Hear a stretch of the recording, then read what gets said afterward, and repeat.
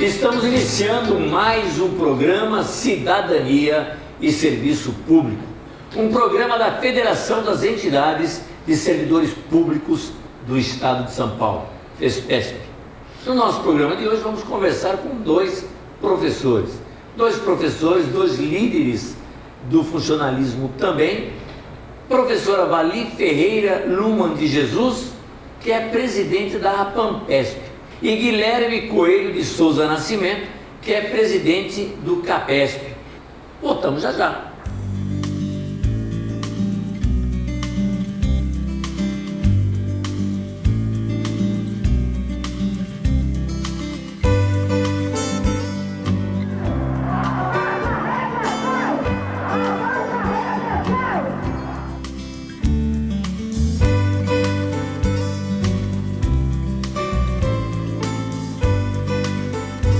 Estamos pedindo aquilo que nos é de direito.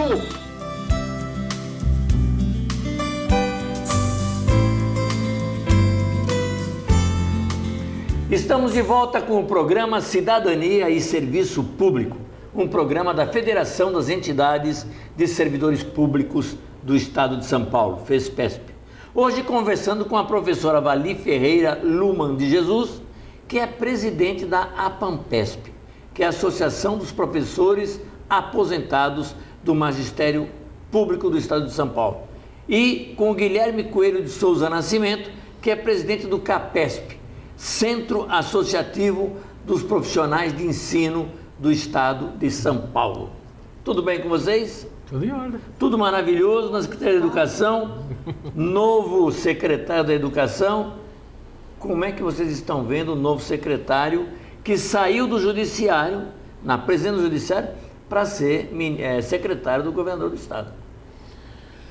Bom, vamos ver se ele consegue desempenhar a contento essa nova função. Acho que não começou muito bem a sua gestão da Secretaria da Educação, até por conta das polêmicas que já envolvem o seu início de gestão, né? A falta de estrutura nas escolas, a superlotação nas salas de aula e o que ele chama de proposta salarial, né, que ele fez agora no início dessa semana, que é um caso sério, né, para a gente entender o que ele quer, né? Acho que uma proposta de 2,5% de reajuste salarial, extensivo aos aposentados, mas depois de cerca de 600 dias sem ter um reajuste, nesse período a inflação é no mínimo de 15%, você oferecer 2,5% é um tanto assintoso, né? Em 2015 não tiveram reposição? Não, tivemos 2015, 2016... não, 15 não. 15 Era não. para ter tido em julho. Nós estávamos fazendo a programação, era uma esperança em julho de 2015 saísse alguma coisa, quando surgiu aquela ordem que não podia dar aumento para ninguém. E aí... Mas esse ano piorou, né? Esse ano está tudo em crise, não tem? Só não está em crise o servidor público. É que em julho... O professor não está em crise, o Estado é que está em crise. Não é isso? Em julho do ano passado foi o início da crise, quando deu aquela... Quando o governador fala, não temos como dar aumento porque estamos em crise, significa que o Estado está em crise, mas o professor não, né? Acho que cai do céu, de certo. Né? Cai do céu. Eu espero-se que caia. Mas essa proposta toda dos 2,5%, como é que ela veio? Então, Gozzi, o que é engraçado é o seguinte: quando o Estado não reclamava de queda de arrecadação, não teve repasse nenhum para o magistério. Estava se preparando para a arrecadação. Continuávamos a ganhar muito mal. Nós não tivemos reajustes acima da inflação nos anos anteriores. Ao contrário, nós perdemos ainda mais o valor salarial. Então, eu entendo que é uma desculpa para continuar um programa de corte de gastos, porque ele já estava fazendo isso e agora ele achou uma boa desculpa, que talvez cole com alguns, que assim, joga a culpa em outro, porque aí não temos dinheiro para pagar. Mas a proposta que o governo fez, Gozzi, foi o seguinte: No mês de março, né, os professores que estão na ativa, professores, diretores, supervisores que estão na ativa, uma parte deles, uma parcela, na ordem de uns 20%, recebia um bônus, né, uma gratificação extra, que era denominada como bônus, de valores variáveis. Alguns ganhavam bônus, né, razoável, e o outro um bônus extremamente magro, né? O que o novo secretário propôs foi a extinção desse bônus, da forma que ele estava sendo feito, e pagar valor igual para todos, para toda a categoria, para a ativa e para os aposentados. E segundo as contas dele, isso daria um reajuste, e aí seria incorporado ao salário, na forma de um reajuste. Então não ia ser uma vez só, mas até o final do ano, ou então até a próxima rodada de negociação, mas dá um reajuste de 2,5%. O que para um professor na ativa, hoje, significaria um aumento, em termos monetários, na ordem entre uma faixa de 30 a 80 reais por mês. Tudo isso? Tudo isso. Talvez dê para comprar uma pizza. Agora, o aposentado não tinha esse abono? Sim, tinha. Tinha também? Agora, esse recente, sim. Agora, o que alguns tinham. Acontece o seguinte, voltando ao passado. O magistério teve aumentos anuais todo mês de julho. Já foi uma proposta bem anterior, né, algum tempo atrás. E essa última vez em que nós tivemos aumento foi em julho de 2014. Então, o ano passado, em 2015, era para ter um novo aumento, porque aqueles 4 anos terminaram em 2014. Então, 2015 deveria fazer um novo planejamento. E eu me lembro que nós, numa reunião na Secretaria da Educação, o próprio secretário, o professor Herman, na ocasião, eles tinham consciência que em julho do ano passado nós teríamos um aumento. E eu ainda perguntei, conversando com o professor Herman, e nós, ele falou assim, olha, eu já tenho meu cálculo. Quer dizer que havia no início de julho do ano passado um cálculo que o professor Herman havia feito. Ele falou, não, eu não vou falar nada, porque esse é um cálculo meu, eu tenho que levar ao governador, a decisão é do governador. Isso em julho do ano passado. Só que, infelizmente, logo depois o professor Herman saiu, mas não vem ao caso. Acontece que no final de julho cessou, não se dá mais aumento para ninguém. Então o magistério, quando ele deveria ter tido um aumento, foi que acabou. Foi o ano passado, não tem mais nada. Então já havia um ano que nós não tínhamos nada. Então, o Guilherme falou em 15%, então na verdade vocês já estão em 18%. Se a gente for comparar a inflação... 11 mais 7,5 do ano se você passado. pegar meio ano de 14, Não, tá no 19, o ano, na verdade, o ano aplicado de em cima 15, né, e mais esse período agora de 16, é no mínimo 15, é algo em torno de 17, 18% hoje. Que deveria ser para recompor acho que mais, aquilo de 14. Porque se é 11% possivelmente. agora e 7,5% seria 18,5%. Sim. Considerando que o 7,5%, os 11% seria aplicado em cima do 7,5%, se tiver sentido, sim, não é? Vocês estão aí com mais de 18%, sim, né? 19%. Não é? E sem considerar, eu diria o seguinte, vocês estão com 1/5, só nesses 2 anos, 1/5 a menos no salário que deveriam ter. E depois daqueles 4 anos, que já foi preparado durante 4 anos, quanto seria o aumento, então já não correspondia à realidade. Já era defasado. Já vinha defasado. Então nós esperávamos que em julho do ano passado houvesse alguma correção, mas em vez de correção veio um corte amplo, total e restrito, sem nenhuma esperança até agora. Nada. Agora nós aposentados, que já sempre saímos no prejuízo, Então, como é que ficamos? A situação está crítica, bastante crítica. Né? E aí ele vem com reajuste de 2,5%. Pois é. O que para o salário de um aposentado vai dar na ordem de uns R$80 no máximo. Agora, dos 80... Que é muito pouco, depois de 2 anos. É nada. Não é. Não, e dos 80, dependendo do valor, você tem que pagar a previdência ainda, como se ainda não fosse aposentado, continua pagando. Acaba atingindo... atinge. Além disso, atinge também algum ponto que não tem direito a mais nada, nenhum outro aumento. E não pega todo o total dos seus vencimentos de um abono, uma gratificação, alguma coisa que tenha. Então, realmente, acaba muito, muito defasado. Já estava triste naqueles 4 anos de cada julho, que no início pareceu bom, mas no final já não deu. E na hora H, quando ia acontecer um ano passado, não aconteceu. E agora, quando nós esperávamos alguma coisa agora, nada. Agora, veja bem, o Executivo Federal acaba de encaminhar um projeto, né, que os servidores estão trabalhando contra, tentando tirar esse projeto de pauta, em regime de urgência, em que ele joga a dívida dos estados com a União para mais 20 anos para frente. No entanto, para que isso aconteça, ele suspende qualquer tipo de aumento de vantagem, qualquer coisa que possa crescer no salário dos servidores. Então, como é que vai ficar? Por 2 anos. Então, esses 2,5 vai valer para mais 2 anos depois? Então, até 2018?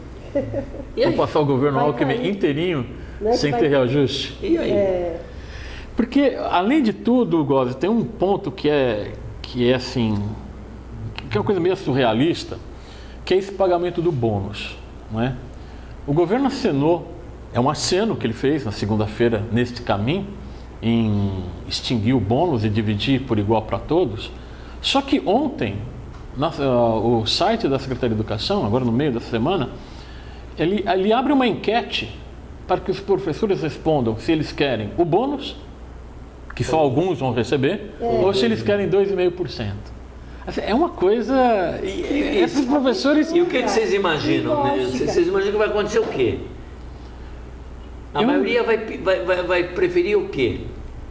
Eu acho que tem uma parcela que vai se iludir. Que vai se iludir e vai querer... Iludir é querer o bônus ou É pedir o bônus. Porque quando ele se aposenta, esse bônus não vem.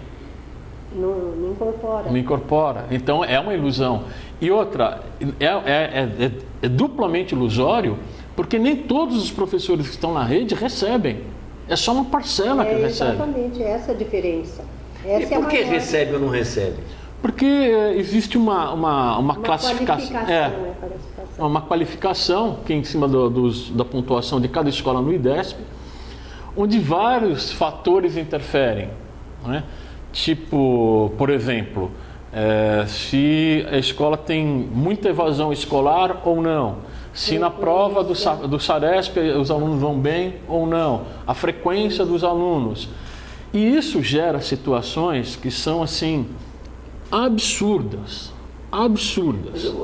Cada escola tem uma realidade, mas Mas eu estou pensando numa coisa aqui, veja bem. Se depende de tantas coisas para ter ou não o bônus, como é que vai fazer uma enquete se quer o bônus ou se quer os 2,5? então, mas aí é que está. Se quer ou não o bônus, se o bônus é dado apenas a uma parcela mínima do magistério, agora perguntar para quem se quer. Dá o quê? Como? Não sei, porque o bônus, Mas me parece ele que já tem um cálculo diferenciado. me parece que é apenas um jogo do governo.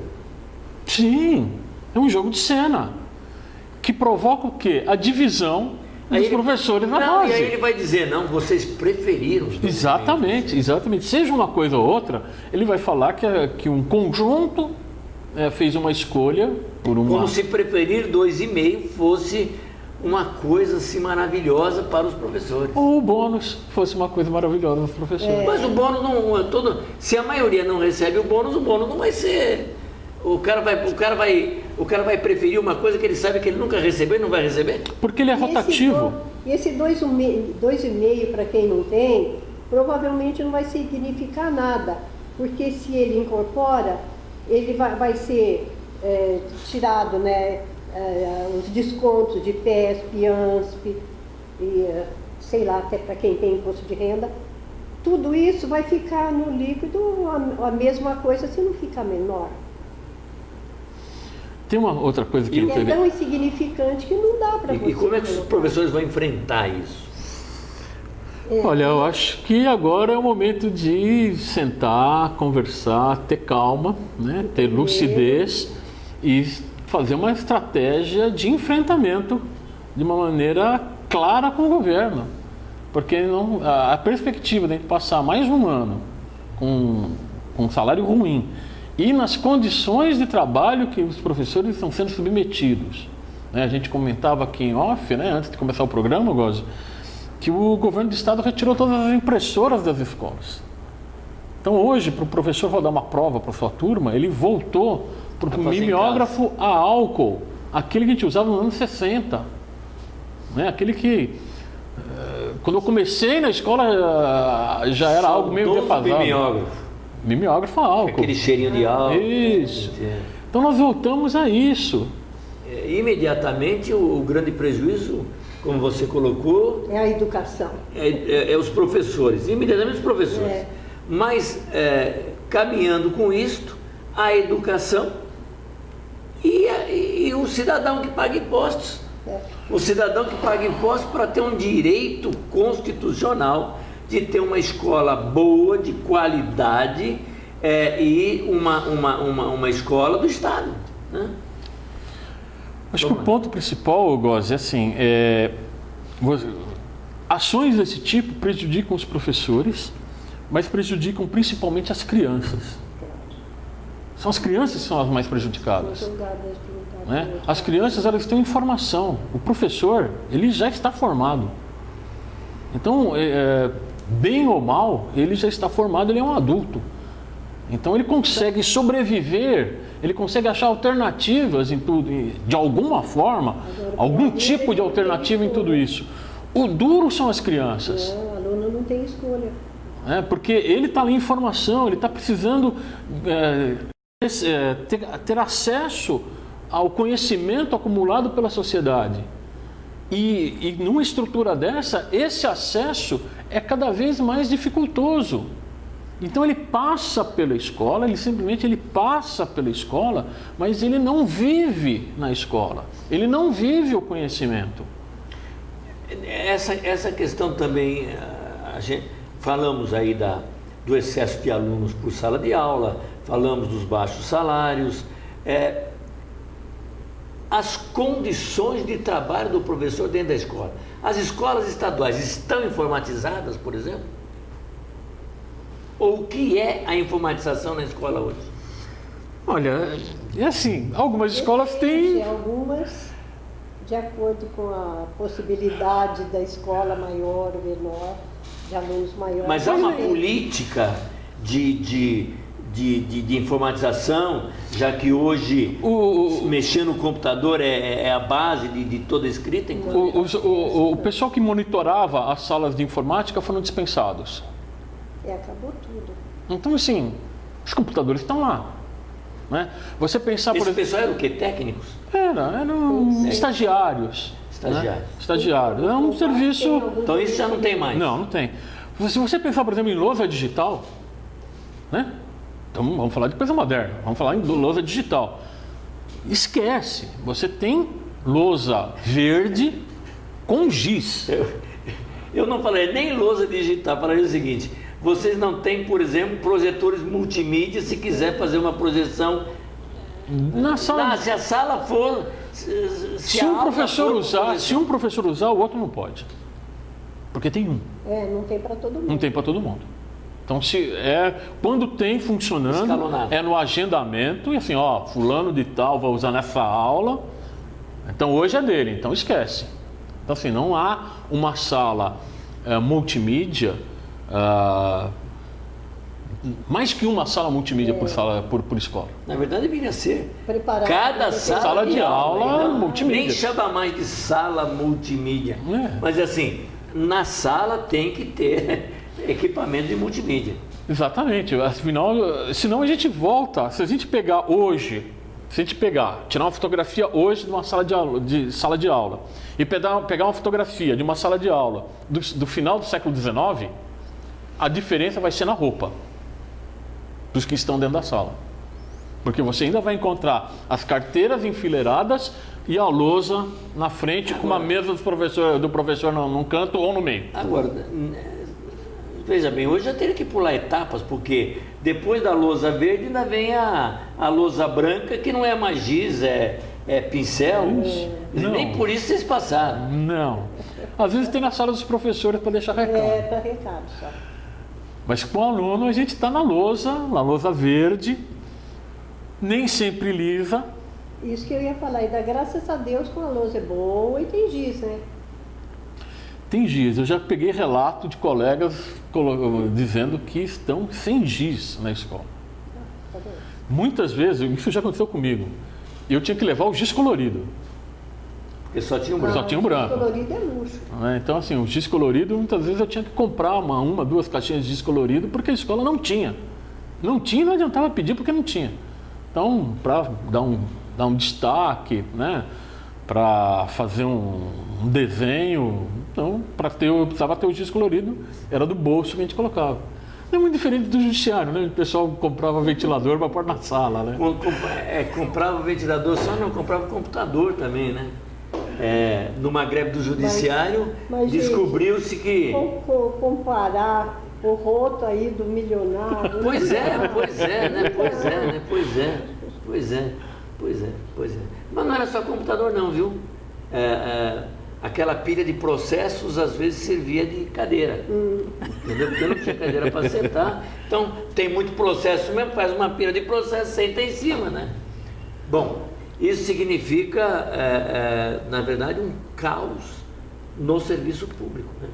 Olha, Um caos no direito do cidadão de um bom serviço público. A gente sempre coloca aqui, se o cidadão tem determinados direitos, educação, saúde, justiça, papapá, tudo que está na Constituição, quem leva é o servidor público. Sim. No caso da educação, gente, quem leva é o professor. Se o professor está na situação que a gente colocou aqui, como é que o direito da criança chega nela? Essa é a grande pergunta, né? Essa é uma queda brusca de tudo que poderia vir a ser bom e que de repente perde, porque qual é a formação do professor? Com que material o professor vai trabalhar? Não só o material na escola, o que é que ele vai ter? Parece que está caindo cada vez mais, não é? Essa parte material. Então, e o aluno, como é que fica, coitadinho? Né? Coitadinho, às vezes tem os maiores também, né? Mas mesmo assim, eu acho muito difícil. Eu acho que a queda realmente da educação agora do ensino agora aqui em São Paulo, eu tenho medo do que pode vir a ser. Quando a gente fala nessa violência que hoje tem dentro da escola e tal, essa situação não é uma das situações que leva a essa violência? Eu acredito que sim. Porque veja bem, a criança está em casa, o jovem está em casa, ele tem mais coisa do que ele vai ter na escola. A escola vira uma coisa muito chata, uma coisa que ele tem que brigar com todo mundo para ter alguma emoção melhor. Olha, se a gente for pensar que o acesso à informática é amplo, né, seja através de um computador ou através de um celular, né, que tem acesso à rede de computadores, isso está muito fácil ao alcance do aluno. Menos na escola. Aí na escola você entra numa situação onde ele faz viagem no tempo. Né? Ele retorna aos anos 60, 70, 80. Né? Então a coisa fica muito... É uma linguagem totalmente defasada. Né? E quando você coloca 50, 55, 60 crianças ali dentro, aí você vai chegar para o menino e falar, olha, não liga o celular. Como é que você vai controlar isso? Porque algumas vezes é melhor você chegar, olha, vocês estão com o celular aí? Abrem tal página e vamos ver tal assunto. É muito mais prático. O uso do celular em si, ele Como nós não temos internet aqui na escola, tragam celulares todos os dias, que é uma forma de... Só que a escola muitas vezes vai contra a realidade e fala assim, não pode usar o celular. Tudo bem, a gente sabe que tem casos que o aluno leva o celular para ouvir música, e ouvir música não baixinho, mais alto, que é incompatível naquele momento onde você precisa de um mínimo de concentração para você fazer uma discussão sobre um assunto qualquer, seja de qualquer área do conhecimento. Né? Mas por que ele faz isso? Por que o aluno faz essa atitude desse tipo de desafio? Eu acho assim, que se você mostrar para o aluno que aquele aparelho dele pode ser extremamente útil e que ele também pode, na hora do lazer dele, ouvir a música, mas que existem momentos que você pode transformar aquilo em algo extremamente útil, eu acho que é extremamente vantajoso. Só que para isso você não pode ter 50 caras ali dentro. Você tem que ter esse número reduzido pela metade, para você poder circular entre os alunos, para você conversar com os alunos. Porque o aluno possa mostrar para você um link interessante, um vídeo interessante. Isso em todas as áreas do conhecimento. Em todas as áreas do conhecimento. Muito bem, conversamos no nosso programa de hoje, o segundo programa nosso, falando sobre educação, com os professores Vali Ferreira Lhuman de Jesus, que é presidente da Associação dos Professores Aposentados do Magistério Oficial do Estado de São Paulo, e Guilherme Coelho de Souza Nascimento, que é presidente do CAPESP, que é o Centro Associativo dos Profissionais de Ensino do Estado de São Paulo. Até o próximo programa.